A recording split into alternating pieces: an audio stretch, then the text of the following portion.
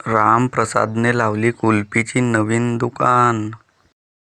घ्या कुल्फी, घ्या कुल्फी, घ्या कुल्फी. अरे या भावांनो, या दादांनो, रामप्रसादच्या दुकानामध्ये या. कुल्फी खा, कुल्फी खा. एकदम थंडी थंडी कुल्फी, मस्त लाजवाब कुल्फी. अरे या दादा, या काका, एक नंबर कुल्फी आहे. घ्या कुल्फी, घ्या कुल्फी. अरे माझ्या बाप रे गा, केवढ्यानं ओरडावं लागते तेव्हा कोटी गिरायक येतात. एक गिरायक नाही येऊन राहिला, एक कस्टमर नाहीये. अरे बापू, कशी दिलास रे कुल्फी? हातानं दिलो. हाताने उचलतो आणि तुमच्या हातामध्ये देतो. अरे कशी दिलास म्हणजे रेट कसा दिलास? किती रुपयाची देतेस? 5 वाली आहे, 10 वाली आहे, 15 वाली आहे, 20 वाली आहे. तुम्हाला जे पाहिजे तुम्ही ते सांगा. दे बरा, 2 रुपयाची आहे का तर? अगा बुडग्या बाबा, 2 रुपयाची नाही भेट. 5 रुपयापासूनच किंमत चालू होते. 5, 10, 15, 20 अशी. अशाच विकतो मी, अशाच किमतीमध्ये. अरे रामप्रसाद होस ना तू? आमच्या गावचा तो. अगा हो ना गा आजा, मी रामप्रसादच होत. सांग, किती वाली देऊ? देणार आहे 10 वाली. हे घे आजा, तुझी 10 वाली कुल्फी. मी का म्हणतो रामप्रसाद, पैसे मग देईन एका हप्त्यानंतर. अगा आजा, 10 रुपयासाठी तू कायली 1 हप्ता लावतेस? कोणताही धंदा करतो मी, तू येतेस ना माझ्याकडे उधारी सामान नेतेस. असा उधारी नेणं परवड नाही का? 10 रुपयाची वस्तू उधारी घेशील तर कसं काय मला परवडेल? अरे करणारे बापू कसा तरी, तुला का जबरदस्ती कर म्हणतो का? अरे आता उधारीच मागलो ना तुला का रे बापू तू गावचा माणूस असून गावच्या माणसाला उधारी नाही देऊ शकस? अरे आजा, येते गावच्या मॅटर नसे. उधारी म्हणजे उधारी राहते. 10 रुपयाची वस्तू मला उधारी देणं नाही परवड का? दे बरा 20-25 कुल्फ्या दे, मग उधारी ठेव. तुला 10 रुपयाची वस्तू उधारी ठेवणं नाही परवडत, 20-25 कुल्फ्या दे 10 वाल्या, म्हणजे 200-300 रुपये उधारी ठेवून दाख.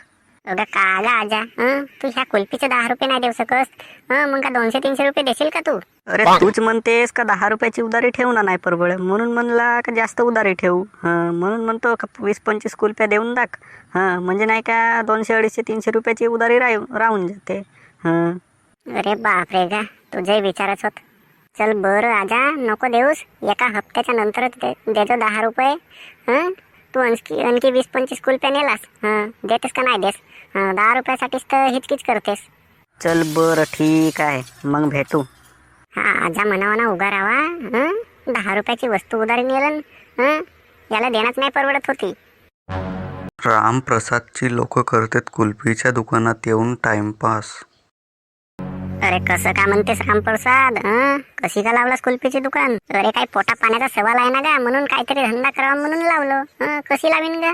तू तरी वेगवेगळे गोष्टी विचारावले येतेस. काही घेणे असेल तर सांग. अरे का घेऊ म्हणतेस? असंच सहज आलो मी. चल बर, येतनाल जात होतो नाही का गा? थोडासा काम होता मला तिकडे ग्रामपंचायत मध्ये जात होतो, तर आता तुझी भेट घेतो म्हणला. अरे नको घेऊस अशी माझी भेट. मला वाटलं काही खरेदी करावला आला असतील म्हणलो. तू तर टाइमपास करावला आलास का? येते धंद्याच्या वेळेवर. तुला समजावलं पाहिजे, तू आपल्या कामाला चाललास ना, मी तुला हाक मारलो का? तू मला कसं हाका मारतेस? टाइमपास करावतेस माझी? अरे रामप्रसाद, तुला फक्त विचारलो का? नाही झाला तुझ्या दुकानामध्ये, सहज आलो आता. अरे ते घेवायची राहिली तेव्हा येत जा ना का? तू टाइमपास करावलं काय येतेस?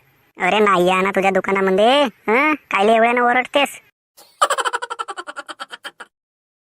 तर कसं काय मंडळी, ओळखल्या का मला? मी तुमचाच कुणाल भाऊ. रोज तुम्हाला स्टोरी पाहायला भेटते, मस्त मजा येते का नाही आहे? मग कसा कुल्फीवाल्याची मजा. ते लोक तरी येतात ना, त्या बिचाऱ्या रामप्रसादला नाही का उधारी कुल्फी मागतात. मग कशी मजा आली. अरे 10 रुपयाची कुल्फीची उधारी नाही देऊ शकत ना, तो आजा येते आणि 25-30 कुल्फ्या मागते. ना कोणी येते आपल्या कामाला जाता जाता त्याची बिचारीची टाईमपासच करते. पण मजा आली का नाही तुम्हाला? आपली मस्त स्टोरी बनवतो मी तुमच्यासाठी, मस्त मजा येते तुम्हाला. मग ठीक आहे, मग धन्यवाद. स्टोरी बघायला चांगली वाटली असेल तर कमेंट करा. आणि मग भेटूया पुढच्या व्हिडिओमध्ये. मग ठीक आहे, आता धन्यवाद. भेटूया अशाच नवनवीन व्हिडिओसोबत. मस्त स्टोरी घेऊन येतो मी तुमच्यासाठी. चला तर मग वाट बघत राहा पुढच्या स्टोरीची, पुढच्या व्हिडिओची.